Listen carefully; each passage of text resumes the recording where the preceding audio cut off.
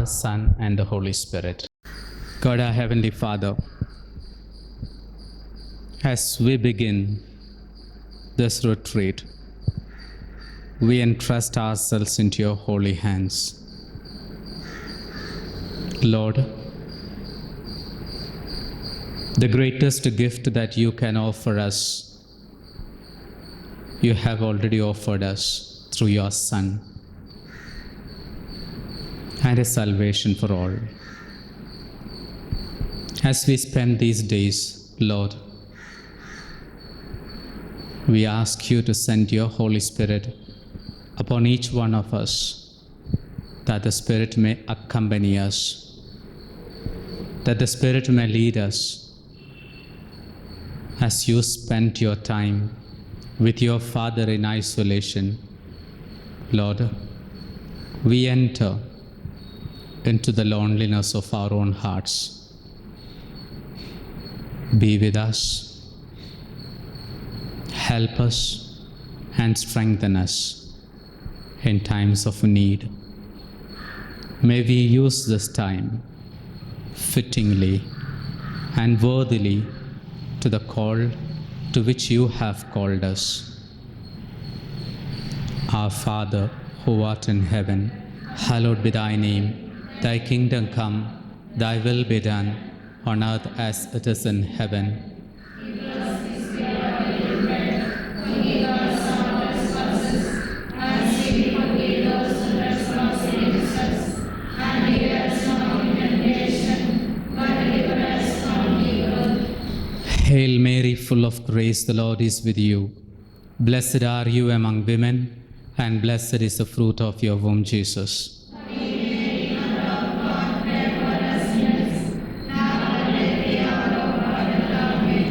Glory be to the Father, and to the Son, and to the Holy Spirit. As it was in the beginning, is now, and ever shall be, God the Lord, Amen. O most sacred heart of Jesus, I place my trust in you. O most sacred heart of Jesus, I place my trust in you. O most sacred heart of Jesus. I place my trust in you. Saint Augustine, Pray for us. in the name of the Father, Son, and the Holy Spirit. Amen. Good morning. So we begin, no? Sister already said I can ask questions, so don't worry. No, I don't ask you any questions. It's sharing. I would, there is nothing that I can give it to you that you all sit with a paper to write down. I would always suggest at every retreat, much more than what you write down, what I say, that I can give you a printout.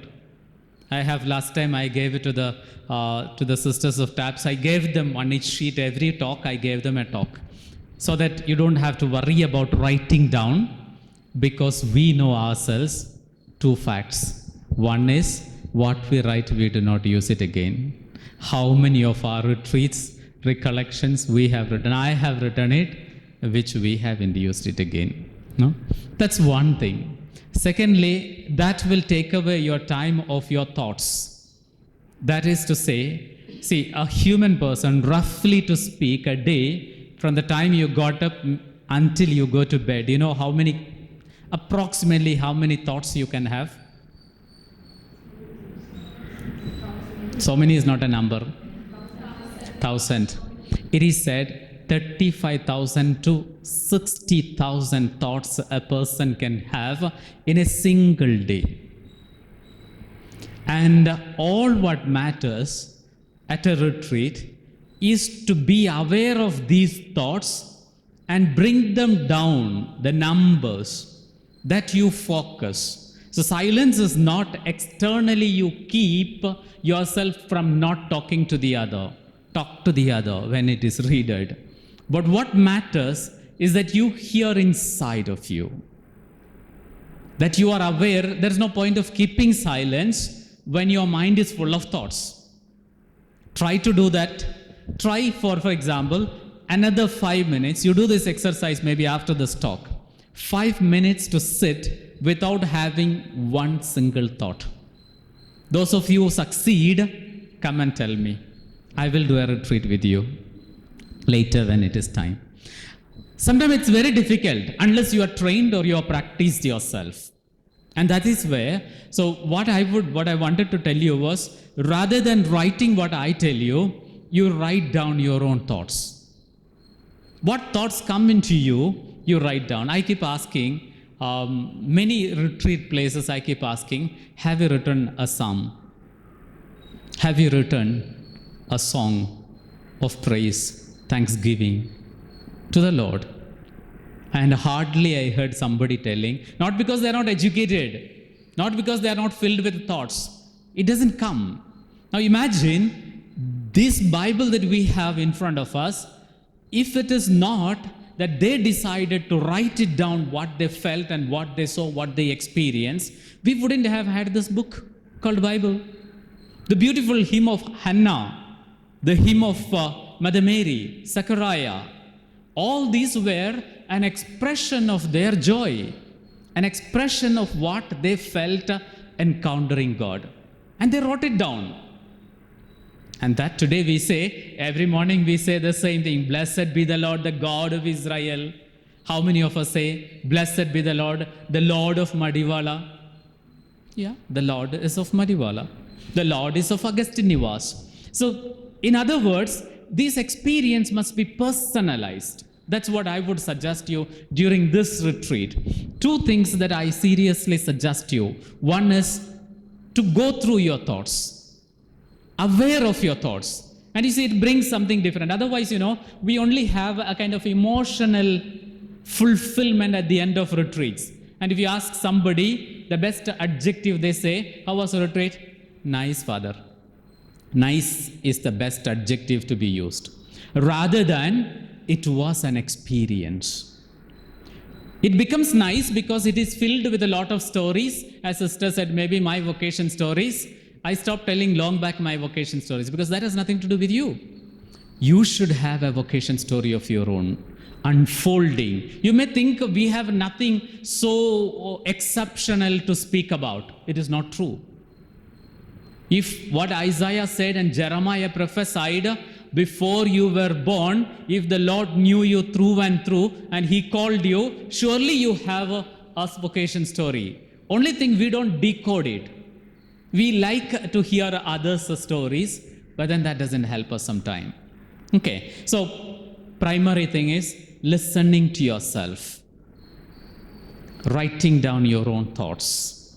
And you see how that thoughts can be beautiful prayers. I'll tell you, first few years, I tried doing an experiment with a good number of novices where I go to almost some 5 novitiates, formation houses, regularly every month for recollections. So somehow it came to my mind, I told them, as a penance, write down a prayer. Write a prayer addressing either to St. Augustine, St. Joseph, Mother Mary. Take a saint, you write a prayer. Because when you write a prayer, it is something that you know what you need. And that's what you write. And then I said, the next 3 days, as a penance, you repeat it and conclude with an act of contrition. And then I said, if you really like this prayer and if you feel this was effective, you continue for the next month. Then I tell them, next month when I come, we will say that prayer together, because so that we will know that there are no heresies, there are no mistakes in the prayer. The prayer is not against the Catholic Church's understanding and faith. And you won't believe, they all came out with beautiful prayers. Not only they came out with beautiful prayers, and these prayers really helped them to grow spiritually. Because it is their own words. When you put your own words, that has a greater significance in life. When was the last time you wrote a prayer of your own, not from somewhere here and there? A prayer of your own, not simply writing, okay, sitting for some time in prayer and then reflecting God's love in your life and then coming out with a prayer. And you see how effective that can be, how transforming that can be. And at the end of the year, I could find them all with the different prayers of their own that they had by-hearted. And they say it comforts us. It really strengthens us, Father. So every one of us have this gift. If we are not able to praise with our own lips, with our own thoughts, with our own imaginations, there's no point of reading out something which somebody wrote. You know, every psalm that we read, every prayer that you have, where God experience of people. In their experience, they came out with writings. And that really touched us. How much more it will touch when you write yourself your own prayer. So pay attention to that first thing. The second thing I wanted to say is, contacting God cannot be done with so many stories, so many theories. Contacting God can be done only going and meeting Him, meeting the Lord, concretely meeting the Lord. I will tell you why I said these things later as we go slowly.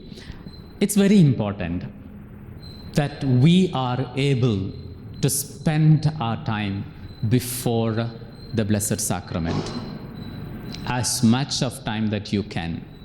I have very interesting 3 years of a kind of a retreat that I conducted for the St. Joseph Tab sisters.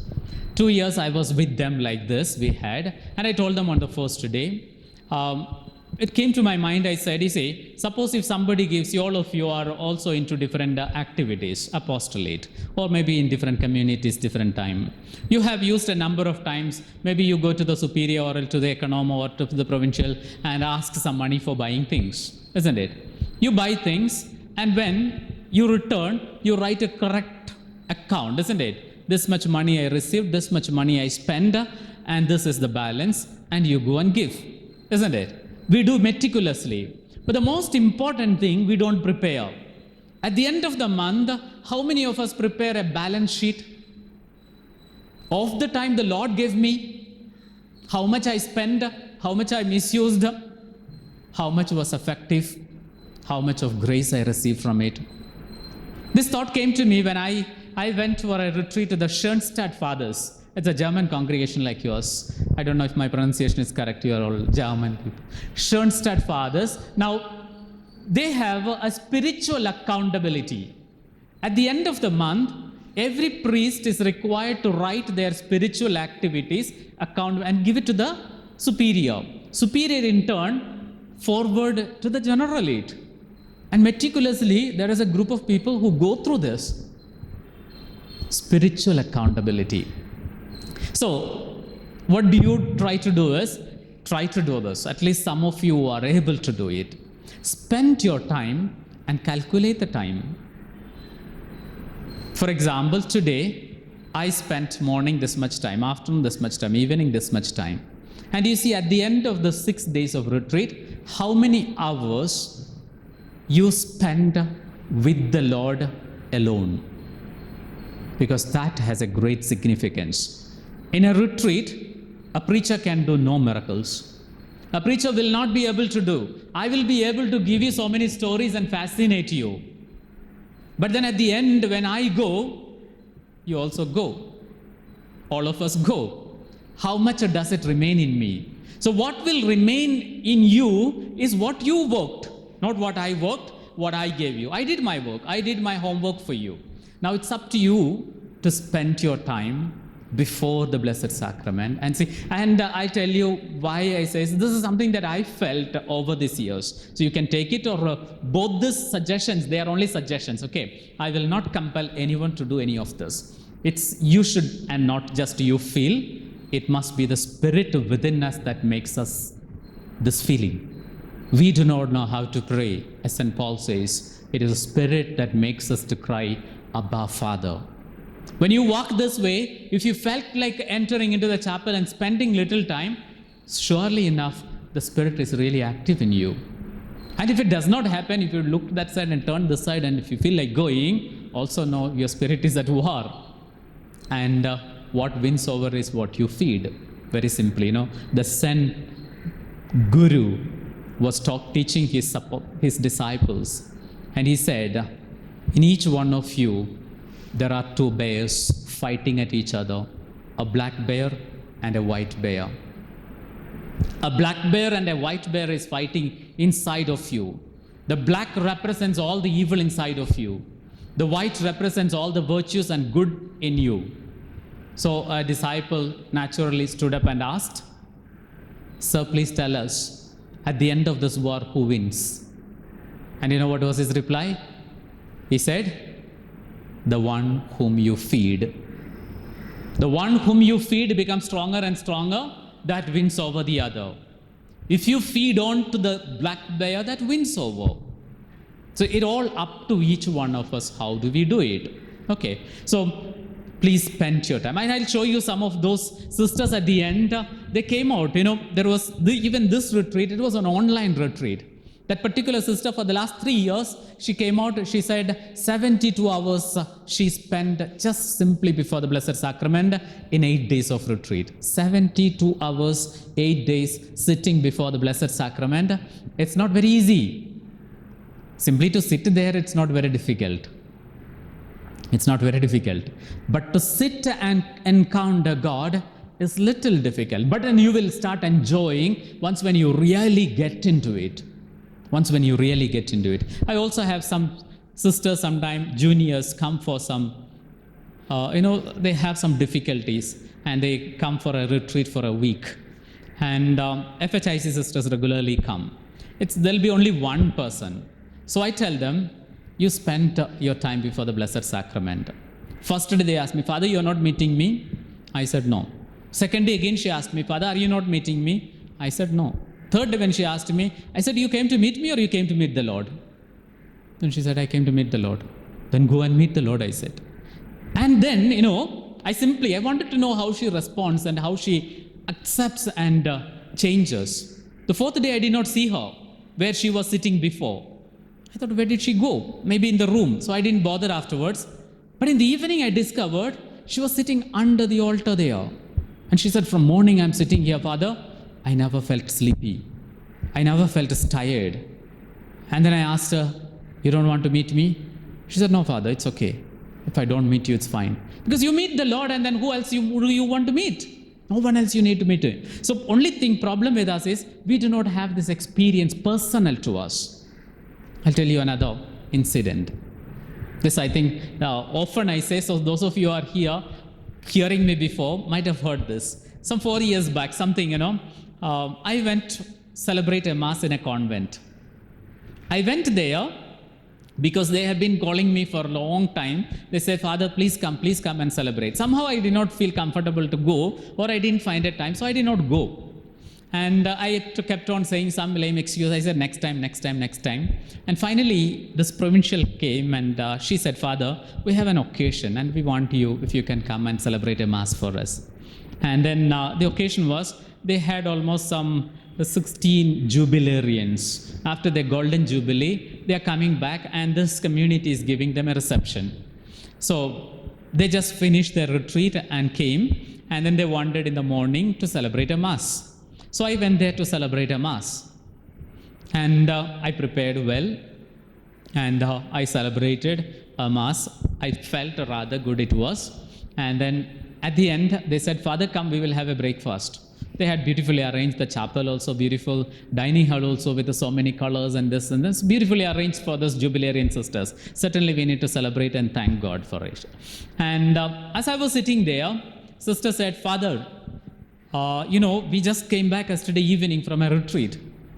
And then the one next to me said, Father, you know what happened? I was sitting near a lady and she received God's healing on the third day. As she finished, the next one said, Father, there was a crippled man and I was seeing this man and I talked to him and on fifth day he was all right. And similarly, each one of them spoke about something they experienced there. They saw it there. Okay. And then I said, very good.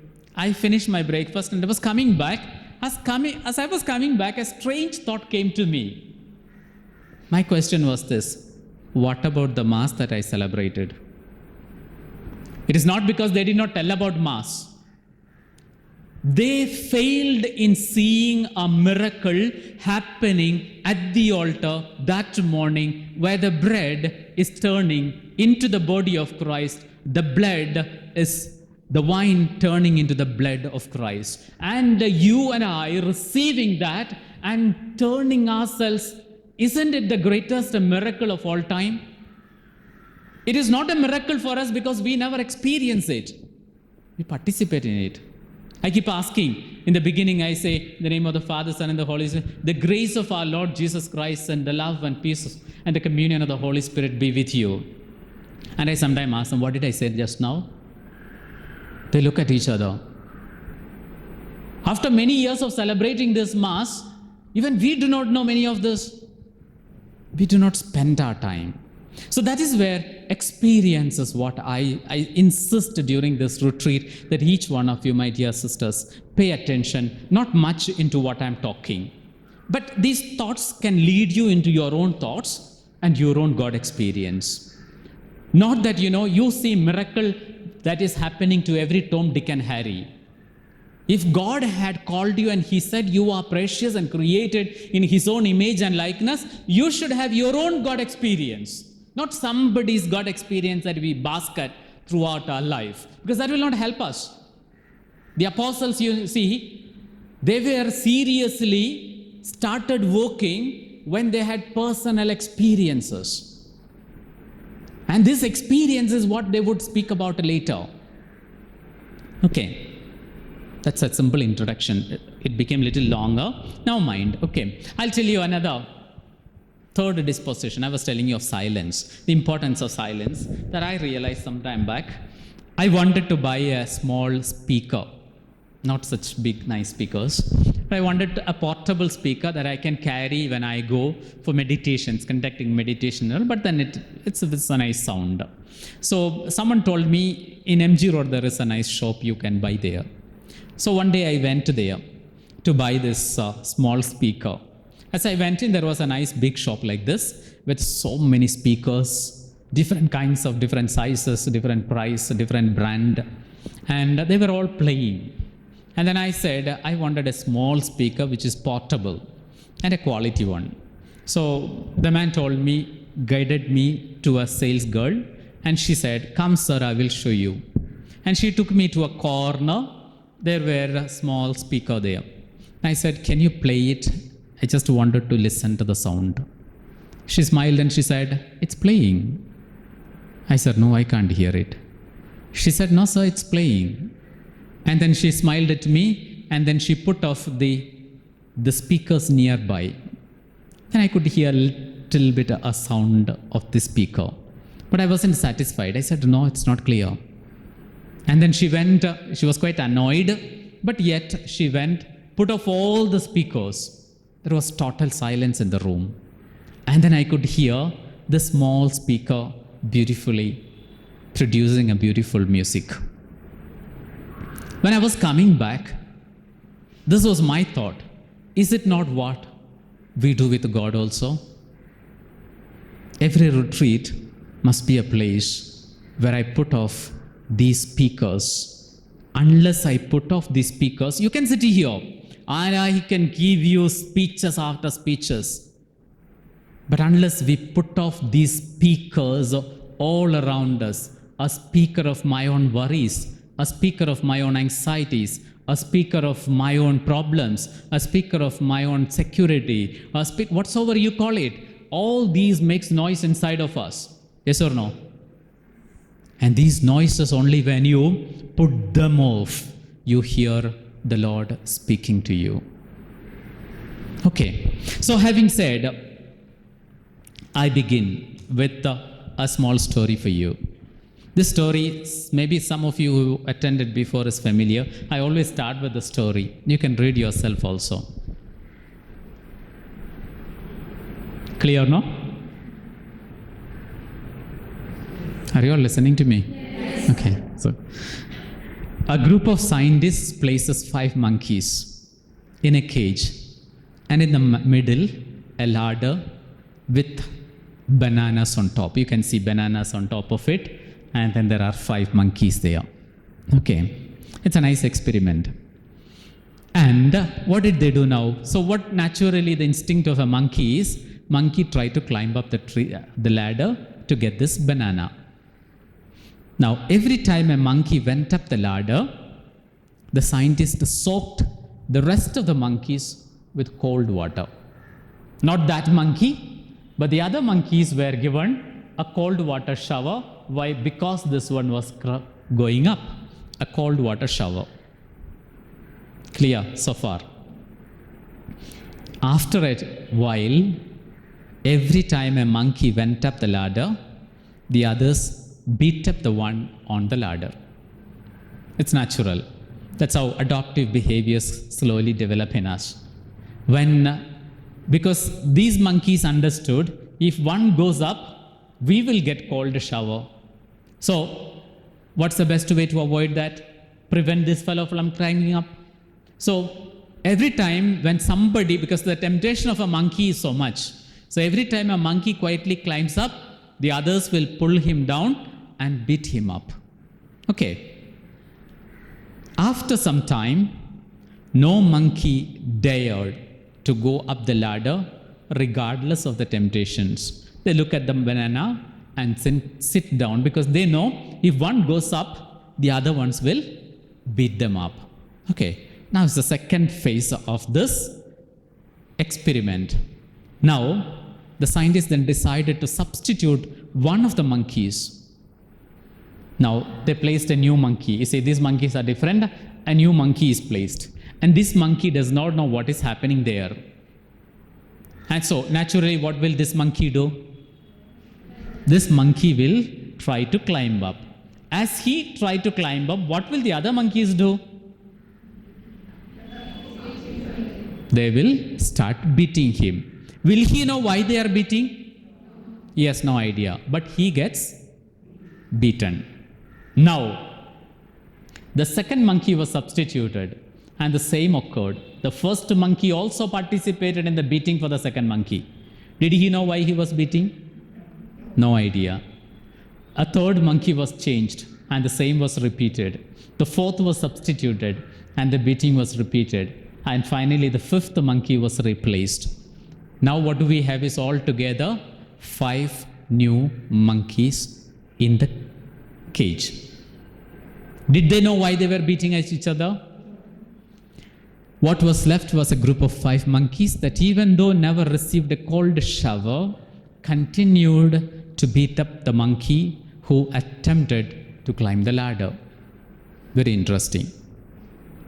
Now, you ask these monkeys, if it was possible to ask the monkey why they would beat up all those attempted to go up the ladder, what will be their answer? We don't know. I don't know why I am beating. I don't know why I am beating the other person. And the reason why I do is, when I came here, that is how I saw it. That is how things are done here. When I came, that is how thing was done. So I do it. Now some of you are smiling.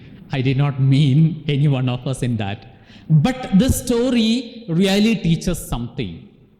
Really, that will teach you something. And that is, every time in our life, many things that we do not know why we do what we do. We do not know why we do what we do. If you say, if you know, I will ask you 5 questions. You answer me. It's very interesting. You ask, see, in the seminary sometime, I see them running. The boys are running to the chapel. I ask them, where are you going? Chapel, Father. Why? Bell rings, Father. It's same. You stop somebody and ask them. It's not only in our seminary. Anywhere you stop somebody and ask them on the corridor, you ask somebody, where are you going? Chapel, Father. Why? Because bell rang. Or it is time. Oh, where there are no bells, I remember somewhere, the Fatima sisters, last week I had a retreat for their final profession sisters. So I was telling them this, and they said, no, Father. I asked, why? We have no bells in our community, Father.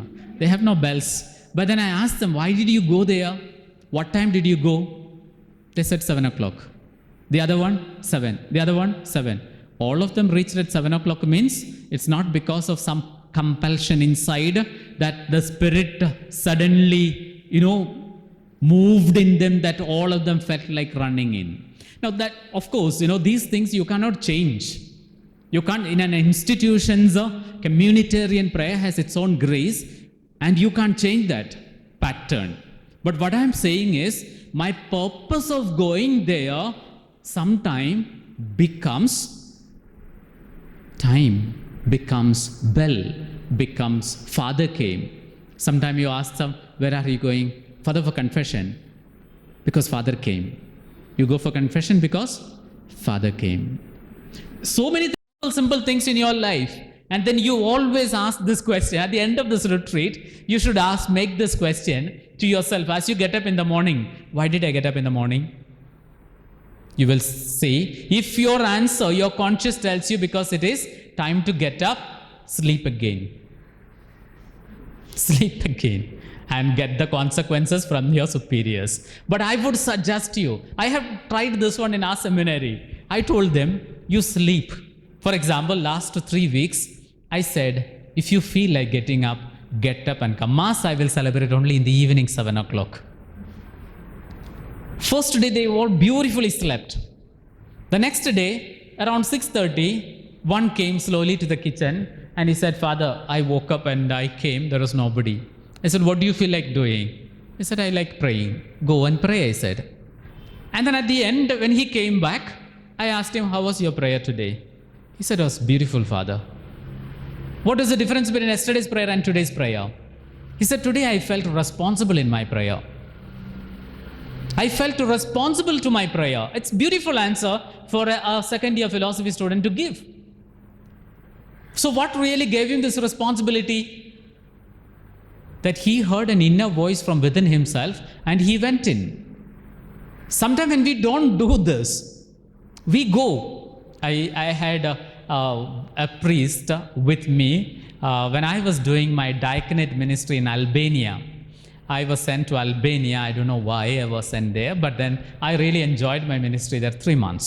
In this 3 months, we had a big church there, a huge church, an old church of 17th century. And this church had huge columns, pillars, big pillars. Since it is of the 17th century, that it had so many holes. Everywhere there were potholes in the church, big church, and they did not want to renovate it, and it is there as it is. And in that holes, there were many rats also. So the parish priest was very comical. He used to tell me, now he became a bishop, a Barnabite bishop. Now he used to tell me, Subhash, only 2 group of people who attend every activities in this house. Because there are 6 masses in that chapel every day. For people, different fathers celebrate. There are novenas, there are rosaries, there are different kinds of prayers. By different groups of parishioners, they come. And since I was only a deacon, my work was to arrange for all of them things, arrange masses for the fathers. And since I'm deacon, I have to read the gospel. So I had to attend all even not 6 masses, 4 masses minimum. And then I used to be there. And he used to tell me, only 2 groups of people attend the entire ceremony here. One is you, the other ones are rats that are inside. And the question is very thought-provoking. He asked me, the question at the end will be, who among you become holy? Yeah, they also attend, no?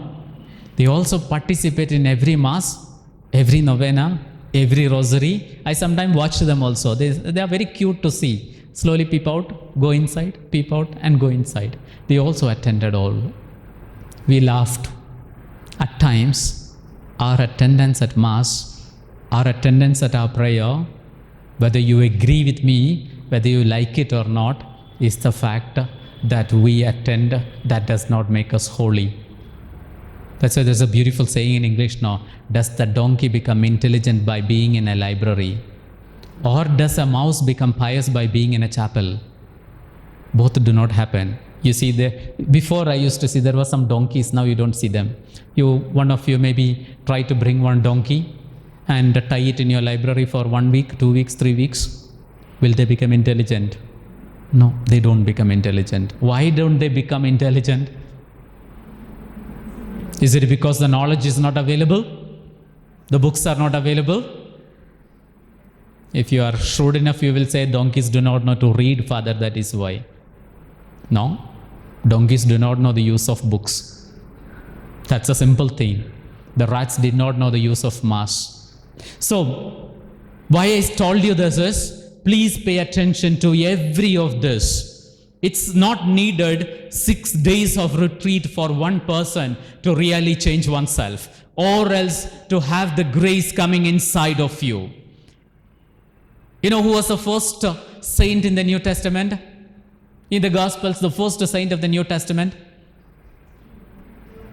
Stephen, John? Stephen, because we know Stephen, Acts of the Apostle, chapter 7 and 8, we find Stephen's martyrdom, isn't it? Before that. Somebody said something. No answers are wrong here, okay? All answers are correct. St. Paul, he died long after. Okay. But also think of what is the reason why I said St. Paul. John the Evangelist, John the Baptist. Yes? Who? James. Why James? Simply one name came that you said. St. Joseph. Why St. Joseph? Year of St. Joseph, so it is fresh in our mind. All your answers may be correct because we do not know. Nobody came and told us. But my answer is something different. Jesus said it very clearly only to one person. Which is that? Who is that person? Peter, he never said you will come into heaven and all. Yes? The thief. To the thief on the cross, Jesus certainly said this. Today you will be with me in paradise. Today you will be with me in paradise. Nobody else on earth. You heard this saying. So we are certain that a saint is somebody who goes into paradise directly, isn't it? The difference between me and you are this. I go to purgatory while you go to heaven directly. No? They are happy or... Okay, so in other words, a saint directly, his soul is taken into heaven. Where sinners or with venial sins, we believe we go into purgatory for a purification. After a certain period of purification or the last judgment, the Lord would call us and we go to heaven. But then Jesus says to this man, today you will be with me in paradise. He had forgotten all what this man had done. All that is, this man was obviously a criminal. All what he did was, he felt compassion and said, you and I deserve this, but this man does not deserve it. That's all what he said. All what he said was this, we deserve it, but he does not. The Lord looks at him and say, my brother, you will be with me in paradise. So in other words, what I'm trying to tell you is, it's not necessary the entire weeks that you constantly pray. One moment of grace, but at that moment of grace come with the Lord, not with us. That is our problem. We will not know when is that moment. We desire for it, we seek for it, we persistently pray for it. We need that desire. Today, sadly speaking, I say sadly speaking, we have lost that desire. I have asked so many young junior fathers, brothers, sisters, I asked them, what's your aim? To serve the poor? Everyone says, your aim should be to become a saint, to become holy, to witness Christ, being holy. That's all. And that you do through the ministry that you do.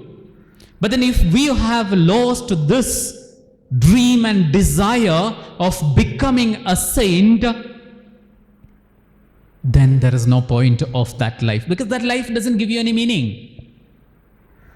Do not think the Barnabite father or Augustinian sister is doing marvelous work outside.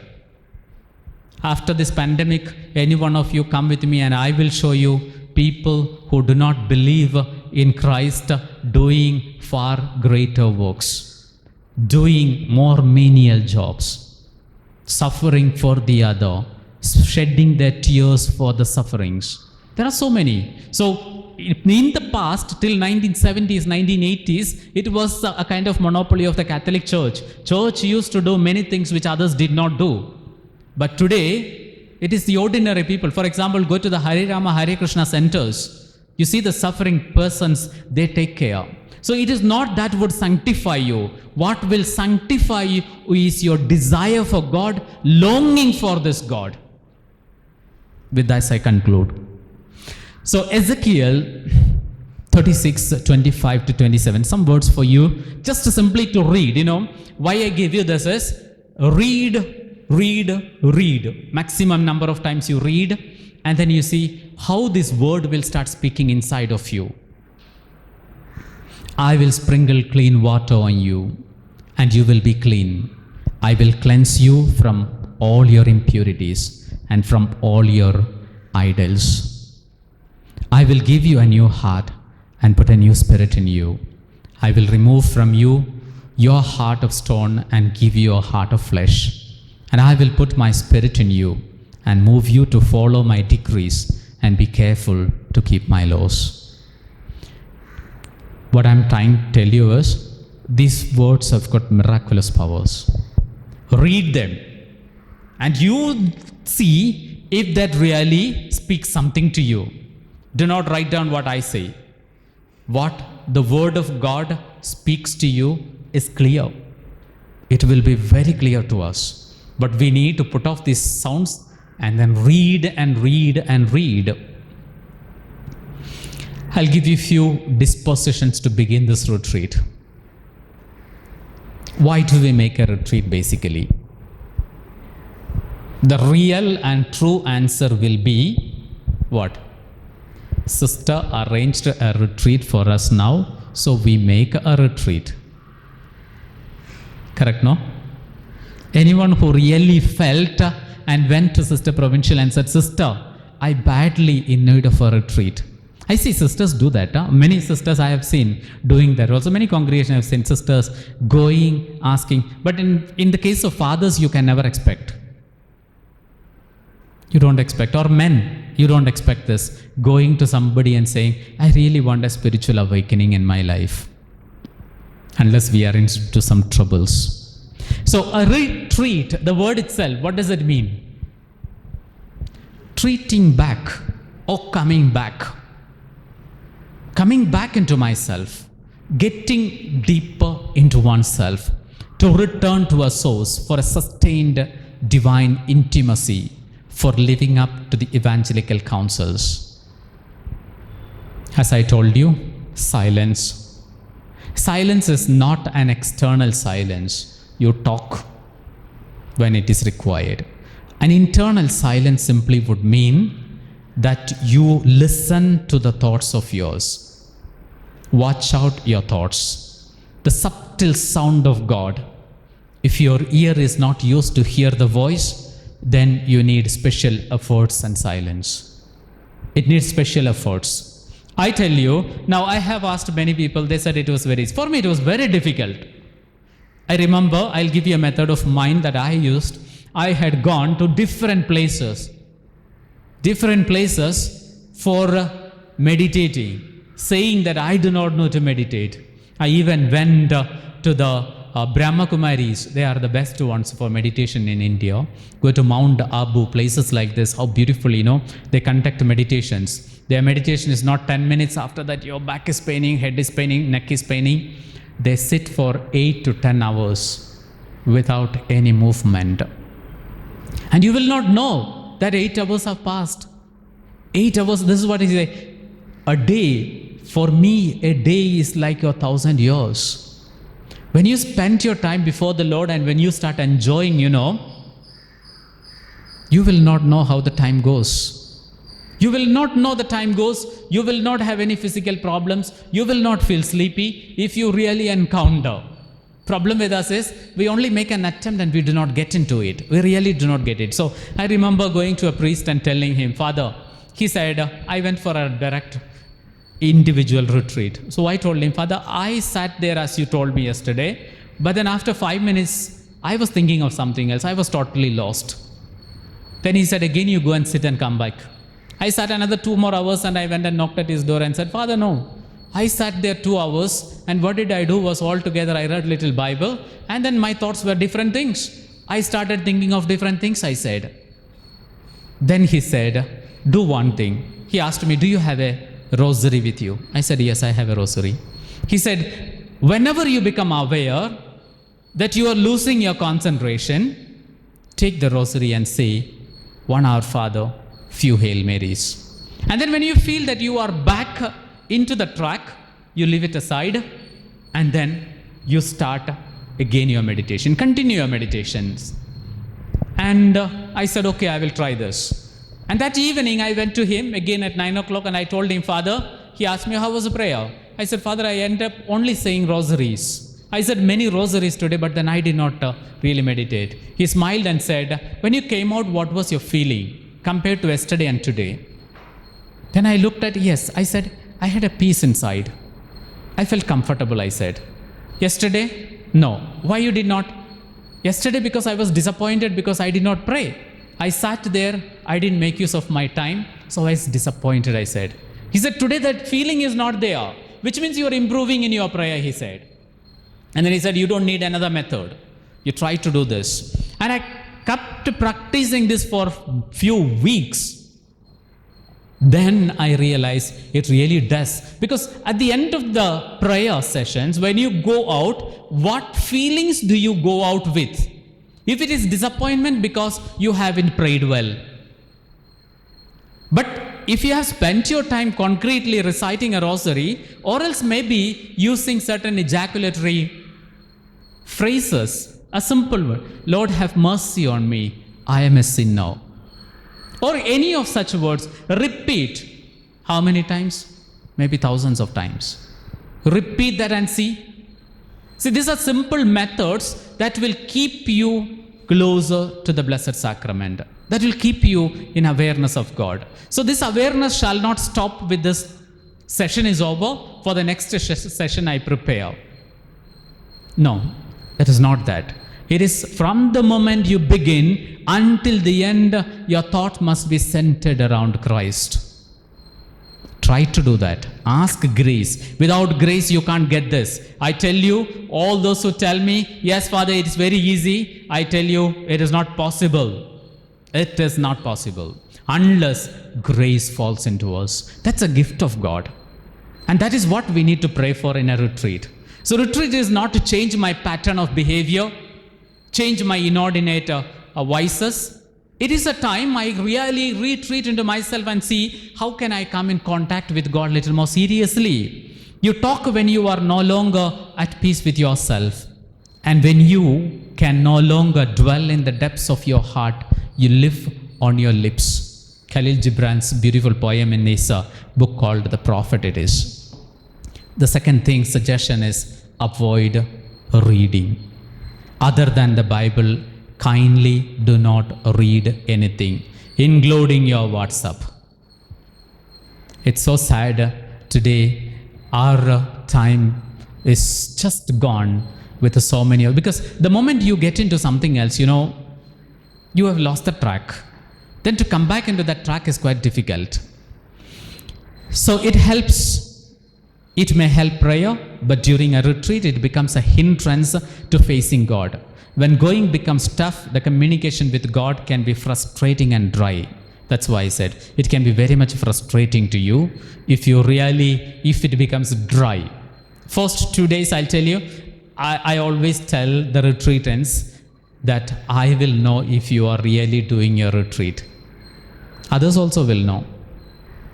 If you are doing a retreat, even an online retreat, I had for a group of sisters, and on the second day, they were juniors. I told them, you are not praying. You are not praying, you are not doing your work. And I better stop this. I didn't log in for the third session. The fourth session, the novice mistress called me and asked, Father, what happened? I said, nothing happened, sister. I got something better work to do. That makes me satisfied.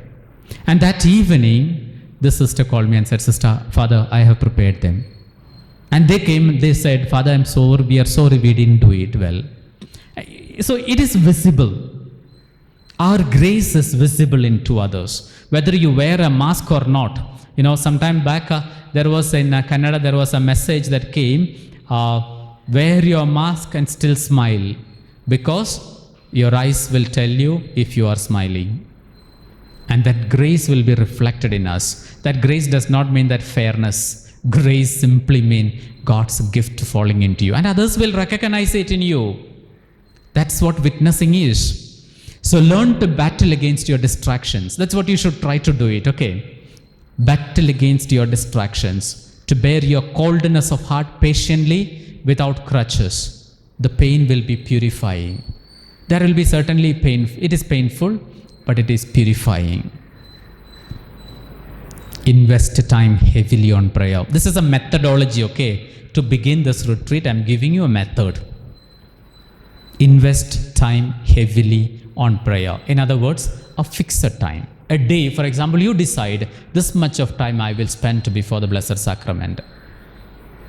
You decide yourself, and then you see how will that really help you. The desire for God. Above all the other things what I said, that is the most important thing. You need to have a desire for God. If you have no desire, you will only fulfill a canonical requirement called annual retreat. But you take this not as a canonical requirement, you take it as because I want to meet the Lord, because I came for Him. All of us have come for Him, and except Him, all the rest we do. And at the end, I will tell you why I said generosity and courage. You know, generosity that I feel comfortable maybe at this moment to take a nap, to sleep, or to do something else. Generosity is that time I avoid and I realize, no, let me be in the chapel for some time. Being generous in your prayer. Also being courageous. What is this courage? Because I tell you, my dear sisters, why most of us do not want to be silent is in silence we have to face ourselves. In your silence you have to face yourself. In your noise you keep facing others. In your silence you keep facing yourself. And facing yourself needs lots of courage. That will tell you who you are. The I that I project is not the person that I am. You know, there is a beautiful book called The Politics of Experience. It would say, the I that I know is not the me that I am. The I that I know is not the me that I am. This is what St. Paul would say later on. He would say, the good that I want to do, I fail in doing. The bad that I do not want, I end up doing. And then he calls a beautiful term for himself, a wretched person that I am. We'll come back into that. So, a generosity is spending my time seriously before the Lord, because that is what the Lord asked me to do so. And a desire for Him, because this desire leads me also into my silence, because it's only in that silence I will meet Him. I'll conclude with this. Sacrifices. The works of God are done with a cost. Retreat for many years, even for me, was a time to relax, a time to rest, because not many work, we have told everybody, and a time nicely to comfortably sleep, and then sometimes say a prayer. It should be the other way. Retreat must be the most hardworking days of your life. The most hardworking days of your life must be your retreat. Try to do this. At the end of this, see these instructions, those of you who follow, at the end, when you finish your retreat, I will tell you how you feel it. You need not to tell me, I will tell you how you will feel it. So, I give you a small text for your reflection. Matthew 13, 44 to 46.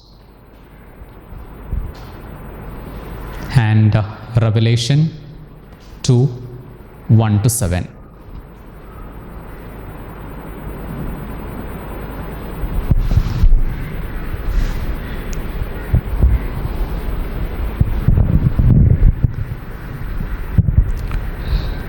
So with this I conclude. If you feel like asking anything or else adding something, always feel free. Okay, do not restrict yourselves to be totally silent. Anything that you really need a clarity, feel free. We can, spirituality is not something that I have so much and then I come and dump it on your boom.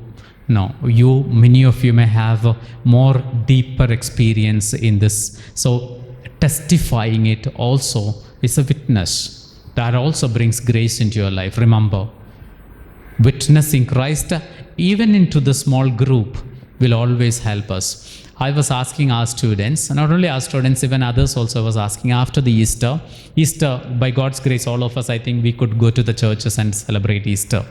And the next morning, I saw all our students were in the phone, they were talking. That evening when they came for a meditation, so I was asking them, how many of you spoke about Easter or resurrection of Christ to persons whom you called? I said, no, Father. We just said happy feast. The same question I repeated next few days wherever I went. In many convents and many places I asked them, have you spoken about Christ's resurrection to anybody? They all looked at me, what a funny question, Father. But they all said, no, Father. Except one sister said, Father, I spoke to our security man. Wonderful. In spite of all these many people whom I asked, around 200 people, there was one person who said, I spoke of risen Christ to one person. This is the difference between our spirituality and our day-to-day living. My spirituality, I must be able to talk at my table. My God encounter, I must be able to testify to my own companions. For me, I always tell, it is very easy for me to come here and preach to you about the love of Christ. It's very easy. It's not very difficult. If I have got some vocabularies, if I'm good at language, even each one of you can do this, isn't it? But for you to come and stand here and speak about love of Christ is difficult. You know why? For you, it will be easy to go to my community and speak about love of Christ. Very easy. For me, it will be very difficult to go to my community, to my brothers and my fathers, to say, God is love and we have to be love. That will prick you. They will tell you, Father, that's what only you are saying, but that's not what you are living. That's why I said, you all do not know who I am. So to you, to speak about love of Christ is not very difficult for me. For us, it's a very difficult thing is to talk of love of Christ in our own tables. That's where begin evangelizations. Evangelization is not simply going into the villages, and of course that's a wonderful work many of you doing. What I'm saying is it must be from an inner conviction. That conviction begins in our own rooms, our own tables. So use these two passages, and what you do is read them, and I said spend your time in meditation, seriously meditate and see what does this tell me. And what is the significance of these passages for me today when I begin a retreat? Okay. Fine, shall we stop? Yeah, if you don't tell me, I continue. I have somehow an energy in talking till 5 o'clock I will go on. Thank you.